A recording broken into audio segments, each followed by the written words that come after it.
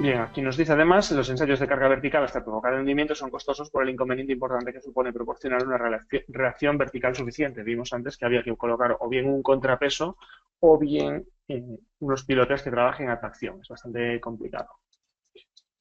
Bien, tope estructural, decíamos. Ahora ya vamos a pasar más rápido.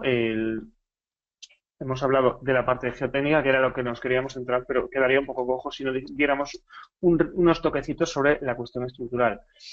Podemos hacer muchos cálculos del comportamiento estructural, pero generalmente en los casos normales se simplifica como tenemos una carga vertical y vamos a hacer simplemente eh, la tensión que vamos a comparar esa carga con lo que llamamos el tope estructural. El tope estructural es la tensión que admite el concreto u hormigón por el área del pilote. Así de sencillo. La tensión que admite, bueno, pensemos que un concreto u hormigón normal, estamos fácilmente hablando de 25 megapascales, ya hoy en día, por 250 kilos. Podemos trabajar en algunos lugares todavía con hormigones de 200, pero en cualquier caso estamos hablando de valores muy altos, comparado con los que vamos a hablar ahora.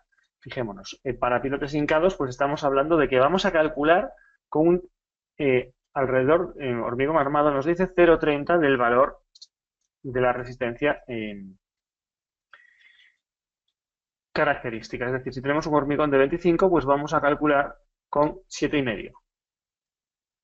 Lo mismo con metálicos, y bueno, en madera ya da un valor fijo. Estamos hablando de un valor bastante bajo. Y si habláramos de pilotes perforados, pues todavía más bajos. Aquí decimos, pues según apoyemos en suelo firme o en roca, vamos a hablar de 5, 6, 4, vemos valores que nada tienen que ver con los 25. ¿Por qué? Pues porque estamos trabajando en la profundidad, es decir, hacemos un agujero en el terreno, pues imaginemos de 30 centímetros, medio metro, 80 centímetros de ancho. Podemos, a veces, depende de la tecnología que esté en el tipo de pilote que hagamos, ya colocar o no la armadura antes, o a veces se coloca después. Estamos hablando de tener que hormigonar hasta allá abajo, vamos a ver qué pasa, eso además después pues tendrá su retracción, se agarra al terreno, pueden aparecer sus fisuras, no hay quien lo compruebe directamente, aunque podemos tener el famoso control de parámetros, es decir, podemos tener un cierto control con las máquinas actuales de los parámetros y eso nos permite aumentar un poquito. Y bueno, luego tenemos también los métodos, no hemos hablado de métodos de chequeo de que los pilares, de las comprobaciones de integridad de los pilotes, que es muy importante comprobar que el pilote quedó bien. Es decir, el pilote por resistencia, en principio, no tiene por qué fallar, aunque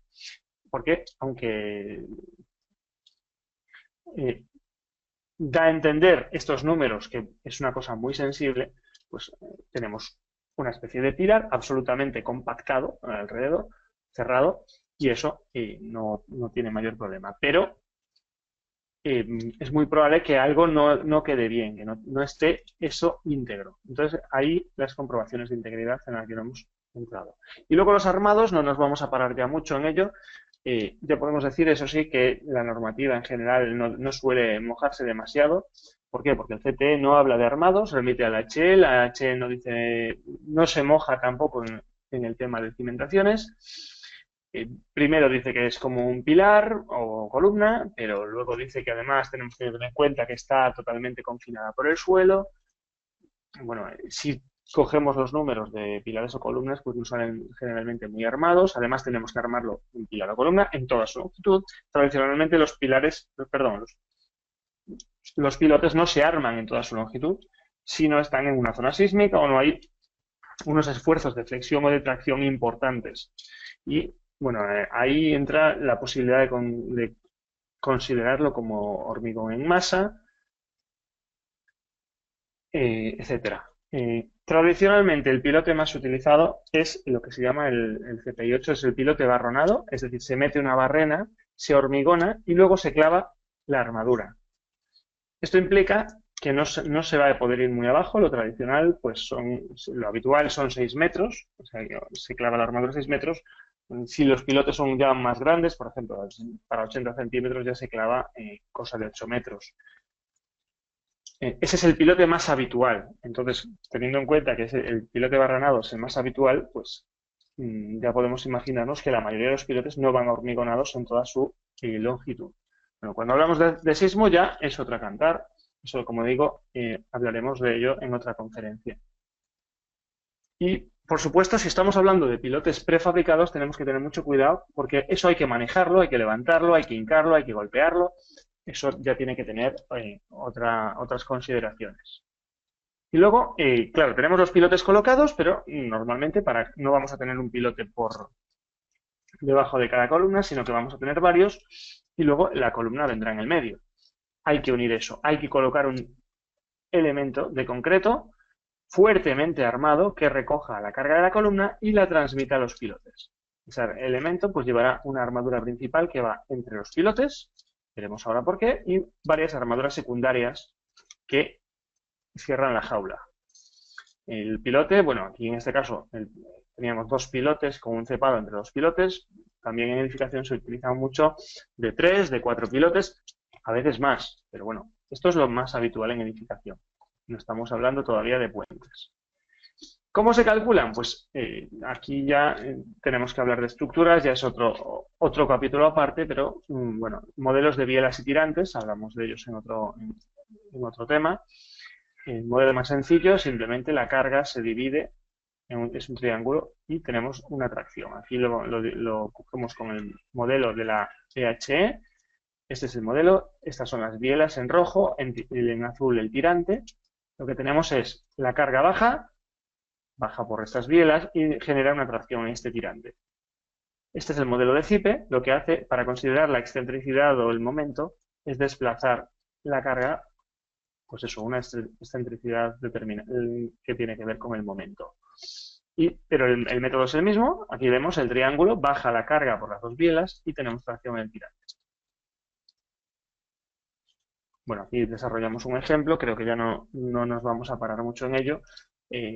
Un pilote, pues tenemos una carga de 1200 kilonewtons, un flector de 96, hemos calculado y nos sale la tracción del tirante de 700 kilonewtons. Bueno, desarrollamos un ejemplo completo con sus dos cargas, 50 y 500, desarrollamos la geometría, lo hemos separado 3 diámetros para evitar efecto de grupo, son cuadrados porque, bueno, en el desarrollo detallado era más sencillo hacer el modelo de bielas tirantes al iniciar los nudos, y nos sale el armado. Pues aquí tenemos un axial de cálculos, aplicamos, cuando calculamos ya las armaduras, ya no utilizamos cargas de servicio, sino mayoradas o combinadas. En este caso, 1,35 y 1,50 son los coeficientes del eurocódigo de la HE. Si fueran con ACI, pues estaríamos hablando de 1,20 y 1,60. Carga centrada. Bien, nos sale la tracción 899 y para eso tenemos que colocar un armado AS1, el que sea. Colocamos este armado que va entre los dos pilotes, cubriendo este girante, por decirlo de alguna manera. Armados secundarios, la décima parte, aquí arriba, el armado superior. Y una cuantía de 4 milésimas de esta área como armadura vertical, estos cercos cerrados de armadura secundaria vertical, y lo mismo respecto a esta otra área, la armadura horizontal. Y este es el armado que también podemos obtener con Zipe. Una vez que tenemos los encepados colocados, pues tenemos que tener en cuenta una cosa. A veces el pilar no está justo donde queremos, puede estar ligeramente desplazado o podemos tener algunos momentos flectores imprevistos que no queremos que se transmitan a los pilotes. Entonces, si tenemos pilotes de 3, 4 o más, perdón, encepados de 3, 4 o más pilotes, simplemente se quedan así. Si hay un ligero descentramiento de la columna, pues lo que va a pasar es que unos pilares estén más cargados que otros. Ahora bien, en este caso, si esta columna se va un poco a la derecha o a la izquierda en el replanteo, no la columna, sino que se haya ido un poquito los pilotes del sitio donde va a tener que quedar sí o sí la columna, o si aparecen momentos flectores, por lo que sea, lo que hay que hacer es colocar unas vigas centradoras. En el caso de encepados de 2 pilotes, pues en la dirección débil, y en el caso de encepados de un pilote, a menos que tengan por lo menos 1 metro, hay que colocarlo en las dos direcciones. Si tiene 1 metro, pues ya es un tremendo pilote. cosa que vamos a ver muy raramente en edificios. Entonces, ¿qué pasa? Pues que si tenemos un pilote y se nos fue por la colocación, el replanteo, el pilar no está justo entre los dos, simplemente cuando tenemos una combinación de dos pilotes en el encepado, la carga en vez de estar repartida, pues este carga más. Eso es un problemilla. Cuando tenemos en esa dirección un solo pilote es un problema. Es decir, aquí tiende a volcar. Y entonces colocamos la viga centradora y aquí tenemos ya que evita, en cierto modo, este giro. Nos ayuda a contrarrestarlo. Traducido, pues en un proyecto real, pues ahí los tenemos un montón de pilotes, hay de 3, de 4, de 2. Aquí vemos los de 2 atados. En este caso no tenemos encepados de un pilote. Hay bastantes, ya para este edificio quizá ya un poquito demasiados tipos de pilote de encepado distintos. A veces, bueno, es una cuestión de equilibrio, intentar buscar el igualar, porque como siempre nos pasa en todo, cuando igualamos, evidentemente estamos poniendo mayores cuantías y simplificando la obra. Una cosa nos ayuda, una cosa tenemos a favor y otra en contra, ¿no? Y con esto culminamos lo que era la exposición y si tenéis alguna pregunta pasamos a responderla. Yo creo que ya había alguna por aquí. Alguna la dejé caer ya más o menos la respuesta en medio del tema. Bien, estoy interesado en el cálculo de pilotes en suelos arenosos con exposición a sulfatos y nivel freático alto, así como sucede en zonas costeras de todo el mundo para la construcción de viviendas de uno o dos pisos que suelen verse afectadas por inundaciones a la subida de la marea. Debido a ello, se suelen construir sobre pilares de más de 1 metro sobre el nivel del suelo. Esto ya es un caso un poco específico que no podemos analizar ahora. Hay que tomar, bueno, si tenemos exposición a sulfatos, ya tenemos que tener en cuenta que tenemos un tipo de hormigón distinto, la ejecución va a ser complicada. Bueno, es una cosa que se da en algunas partes del mundo cuando tenemos zonas que pueden verse afectadas a la subida de la marea. Realmente es una cosa que, en principio, urbanísticamente hay que evitar construir en zonas afectadas de zona de marea, realmente buscar problemas. Y en muchos sitios está prohibido. Pero bueno, esto ya es un tema muy específico que ahora no podemos detallar. Os decían antes también si las normas que hablamos tienen alcance únicamente para España o EU, supongo que se refieren a Unión Europea o Estados Unidos, no sé muy bien a qué se refería la pregunta. Bueno, en cualquier caso, ya digo, lo que hemos hablado, excepto en lo que serían los armados, que casi no nos hemos parado, es aplicable en cualquier sitio porque los métodos, todo de la fórmula F4 del CTE o se llama el método de Medianor, de Basic, etcétera, de Terzaghi, da igual. O sea, los métodos son los mismos, son métodos reconocidos.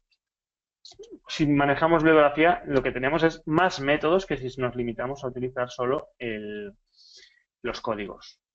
La bibliografía es mucho más extensa, evidentemente. Y luego sí, en armado, pues hay que buscar hacerlo o bien con ECI o bien con EH08 o la norma de aplicación en cada lugar. En resistencia por punta no se toma en cuenta el valor soporte del suelo. Vimos que se tomaba en cuenta o bien el ángulo de rozamiento o bien la resistencia a corte.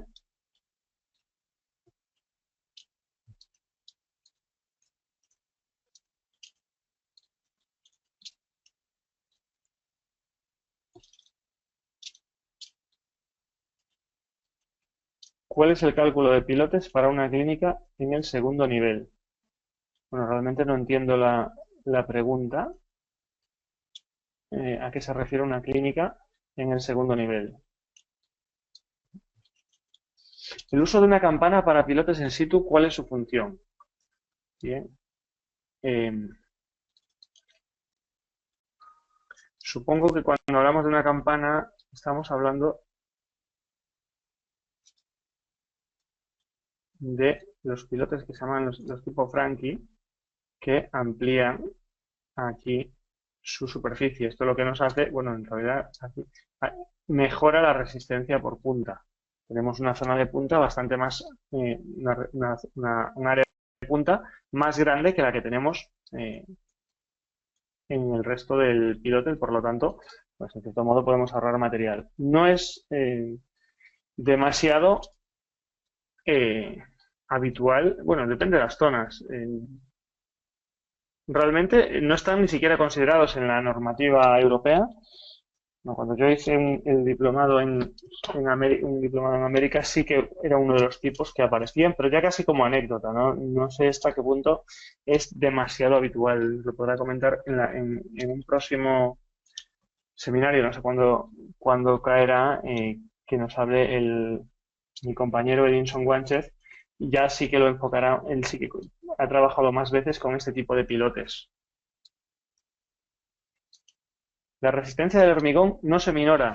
Cuando hablamos del tope estructural, realmente no es que se minore o no se minore, es que ya se da muy minorada. Cuando hablamos de 0,30 FCK, es decir, estamos hablando de 7,5, ya no hace falta volver a minorarla, ya es que la dejamos bajísima. Y aquí lo mismo, ya es el 4 es el que se toma. En 4 megapascales, pensemos que un hormigón tiene 25, si aplicamos una minoración de 1,50 nos quedaría en 16,70 y estamos calculando con 4. Estamos no minorando como hacemos habitualmente en estructuras, sino muchísimo más, para considerar las incertidumbres que supone estar trabajando en profundidad. Podemos descargar los materiales de este curso. Se refiere a las hojas de cálculo. Las hojas de cálculo, en principio, salvo que en algún momento se publique alguna en el blog, están disponibles para los alumnos de cada curso. ¿Cuándo se puede usar pilotes o losa de cimentación? Bien, a veces entra también en juego el tema económico. Es decir, la losa de cimentación muchas veces cuando el motivo de colocar pilotes es por poca resistencia del terreno, es útil puede ser útil la losa de cimentación. Estábamos hablando al principio de los motivos para poner un pilotaje.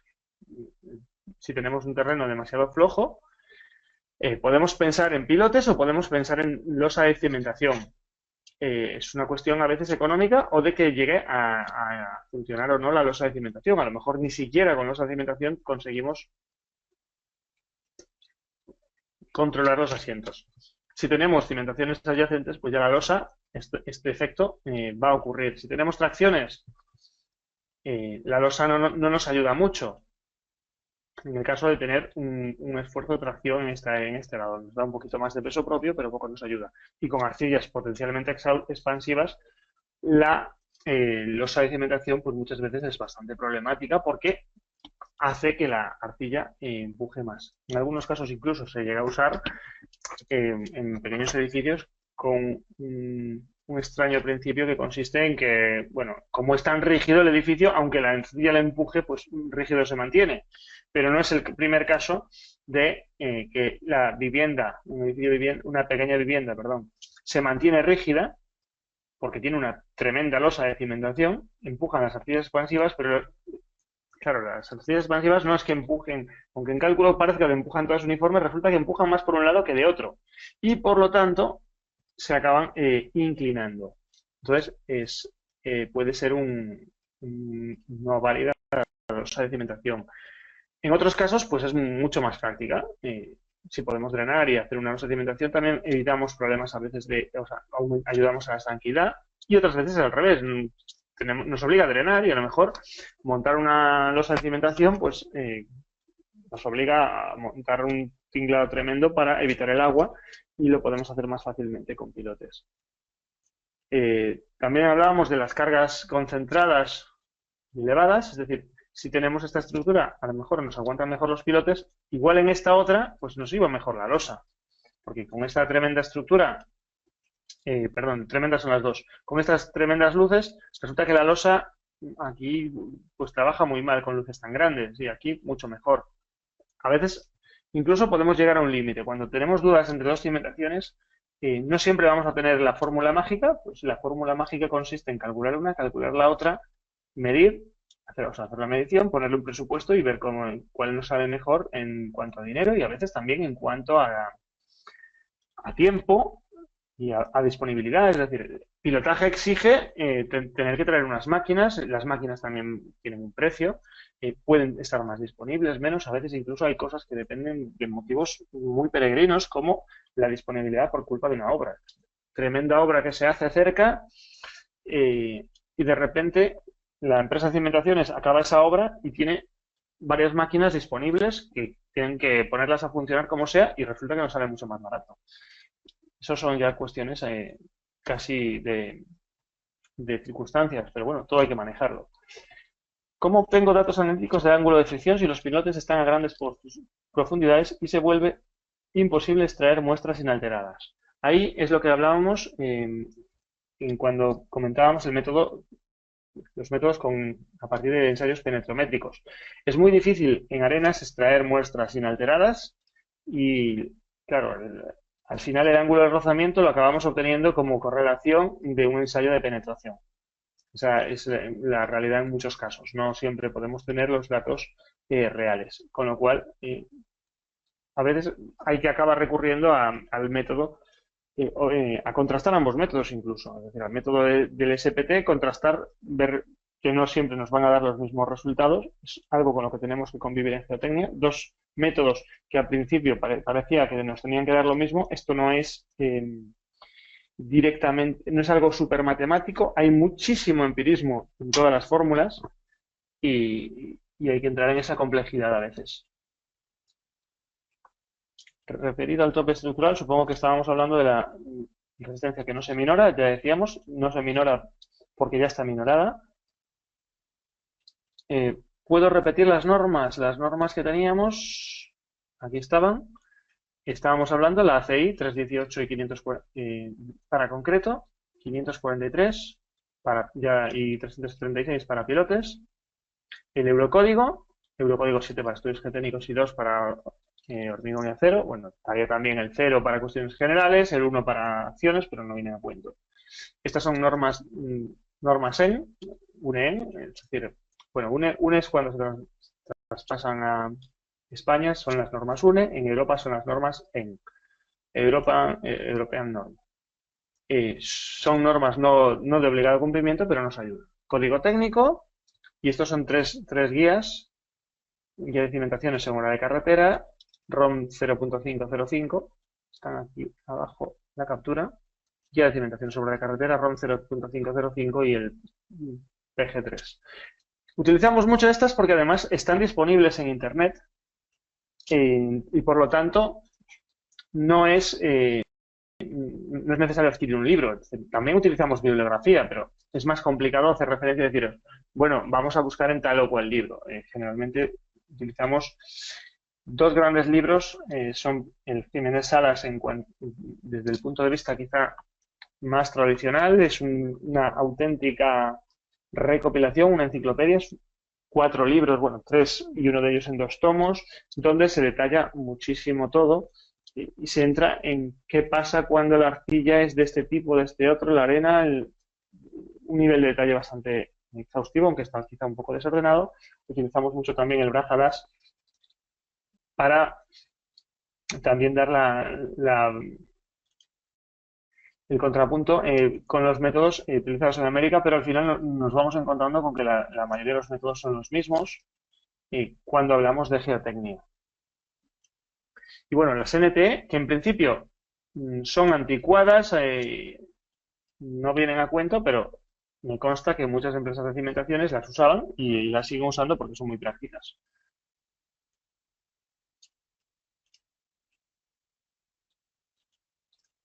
Cuando se tiene una edificación cerca de un río, ¿de qué forma se puede contemplar un pilote si el suelo es arcilloso? Bueno, la cercanía de un río, no podemos estar en el propio río porque si no ya estaríamos invadiendo un terreno público, pues al final casi siempre en las proximidades de los ríos tenemos suelos arcillosos, suelos arenosos, tenemos todo tipo de suelos, depósitos, bueno, se contemplan como en cualquier otro sitio.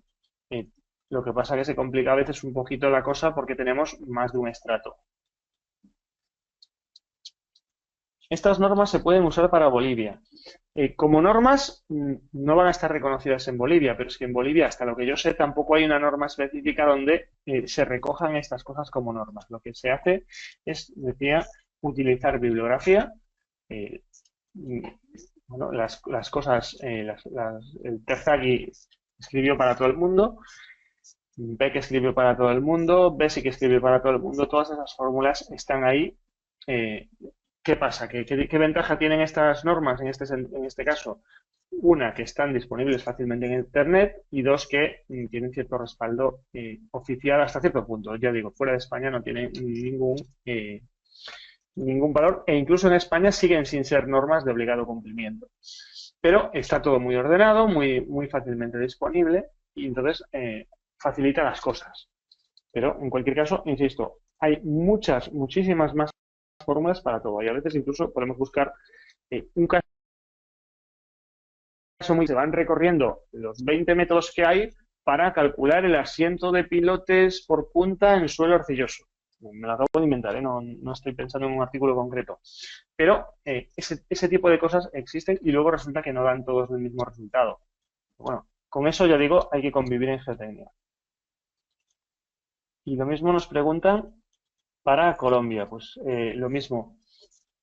Eh, la norma colombiana tampoco, hasta lo que yo recuerdo, hasta lo que yo sé, vamos, no tiene detallado el cálculo geotécnico de los pilotes. Sí que tiene otros detalles, es bastante completa en el tema de los aspectos de estudios geotécnicos y en cuanto a los coeficientes de seguridad.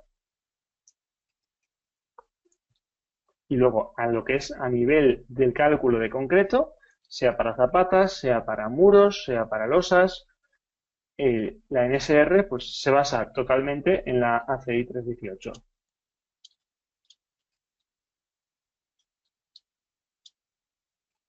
Bueno, no están todas las preguntas.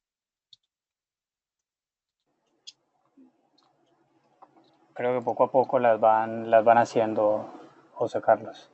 Sí, es que no había hecho el scroll. Vale, bueno, mientras le voy indicando a los asistentes que este, por ser un seminario online gratuito, pues no tiene certificación y pues el contenido que pueden tener acceso al seminario grabado, que posteriormente lo haremos llegar vía mail, o estará montado en nuestro blog, pero pues partiendo de allí el contenido es contenido exclusivo de los másteres de Sigurat. Entonces el contenido se comparte dentro del máster como tal para el alumnado. El video pueden acceder a él y reforzar un poco lo que compartieron con José Carlos, pero pues el contenido no lo podemos compartir por temas pues, de exclusividad que hacen parte del máster, de los máster ya que mencionaba José Carlos al principio. Si alguno tiene algún interés en recibir información sobre los máster, posterior ahora que terminemos el seminario, pues hay una encuesta la cual pueden diligenciar y hacernos saber si están o no interesados y nos pondremos en contacto con ustedes. Actualmente hay unos beneficios para los estudiantes de Latinoamérica en colaboración con algunas instituciones en países latinoamericanos, así que si están interesados, con mucho gusto les daremos la información. Bien. Seguimos viendo preguntas. Pues nos dicen, entre mayor sea el diámetro del pilote, puede soportar más cargas según la edificación. Efectivamente, aumentar el diámetro implica aumentar la resistencia por fuste al doble, porque tenemos lo doble de superficie, y la resistencia por punta 4 veces más. Duplicar el diámetro 2 veces la resistencia por fuste y 4 veces la resistencia por punta, porque evidentemente el área de punta va al cuadrado. Pregunta la norma FEMA 646, certificaciones por cargas de tsunami indican que las edificaciones costeras deben estar diseñadas con pilotes para evitar la flotación de estas edificaciones. ¿Se puede verificar solo por fuste o se debería que realizar tanto por hundimiento y fuste? Bien, no hemos tratado este tipo de situación. Lo paso a al equipo para valorar, incluirlo en el máster, el caso de Tsunami, porque en esto no hemos tocado nada. ¿Cómo sería el cálculo de pilotes en puentes diferente al de las edificaciones? Bueno, en este aspecto creo que sería Edinson quien podría haber respondido, porque él es director también del máster de puentes, él sabe mucho de puentes y yo de puentes poco o menos. Entonces, en principio sí que son muy parecidas porque, como decíamos, estamos utilizando la guía de cimentaciones en obra de carreteras, que es una norma pensada para puentes. Igual que puede serlo, por ejemplo, la ASTO en América. Esta es solo de cimentaciones, evidentemente. Y pensada para puentes y para otros tipos de obras de carretera y da ciertas peculiaridades en la propia guía. Yo no trabajo en puentes, entonces ya a partir de ahí no puedo dar más detalles. Los puentes tienen ciertas peculiaridades. Una es que se encuentran a veces con terrenos bastante más conflictivos que los que se puede encontrar una estructura de edificios. Por ejemplo, puede estar unos pilotes en medio de un río. Y aparte tienen cargas mucho mayores y a veces son unos tamaños mucho mayores con muchísimos pilotes. ¿Qué son las pruebas PDA? Son pruebas dinámicas, las pruebas de carga dinámica. Cuando hablábamos de las pruebas de carga, aquí lo tenemos. Quería mostrároslo en una página web, pero no es la más adecuada. Bueno, yo tenía aquí una captura, entonces ya casi nos vale mejor. A ver. Tenía yo una captura de las pruebas de carga, me parece, ¿no? Aquí. Aquí lo vemos como pum, pum, pum, pum, van golpeando para ver la resistencia. Estaba buscando a ver si encontraba quizá un vídeo aquí. Nos podría ayudar.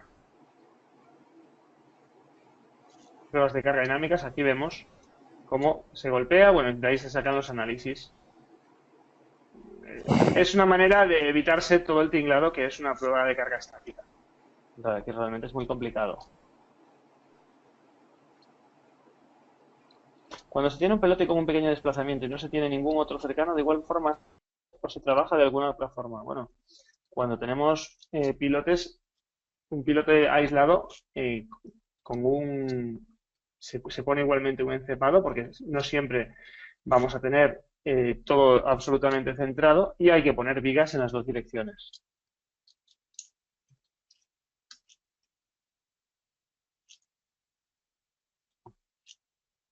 Bueno, nos preguntan para un tipo de suelo S3, suelo muy blando de muy mala calidad, donde la capa freática es muy alta y se requiere construir una edificación de 12 a más niveles. ¿Qué tipo de cimentación es la más recomendable? La de cimentación, sistema de pilotaje armada de concreto simple, hablando por diseño, proceso constructivo y económico. Bueno, esto ya es un análisis particular de cada edificio. No podemos entrar ahora en hacer una valoración de todos los campos y además depende de todos los parámetros que podamos tener alrededor del proyecto.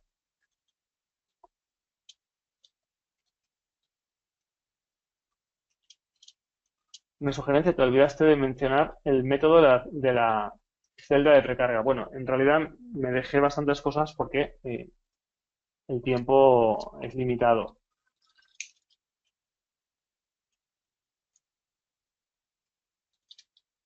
Quiero saber si es necesario colocar un cabezal de coronación para cada pilote y luego unir con una viga o no es una regla. Si son pilotes aislados, sí, lo normal es colocar un cabezal para dos o tres pilotes y entre ellos poner vigas. Pero si tenemos un pilote, por alguna razón tenemos un pilote aislado, aquí no es el caso, sí que tenemos que poner vigas entre ellos. Lo que no vamos a poner si tenemos cuatro pilotes es un cabezal para cada uno de estos cuatro y poner vigas entre ellos.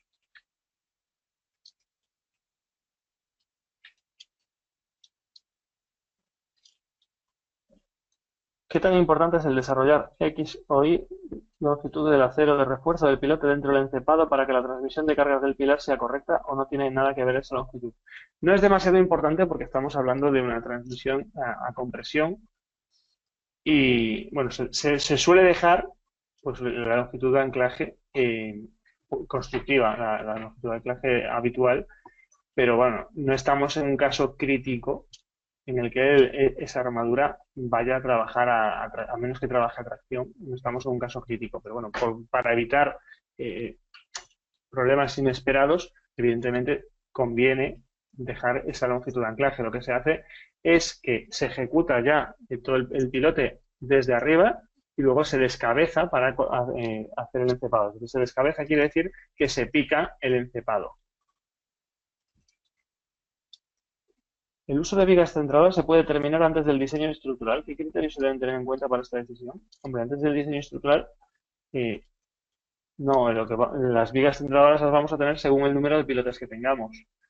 Si no, podremos luego necesitarlas o no necesitarlas. Eso no lo podemos saber a priori. Lo que sí que podemos es intentar forzar a que, pues a lo mejor a poner encepados o cabezales de 4 pilotes para evitar tener vigas centradoras, por ejemplo, o al revés, intentar, nos da igual las vigas centradoras y ponemos los encepados de los menores pilotes posibles. También si tenemos pocas cargas es muy difícil que lleguemos a necesitar 4 pilotes.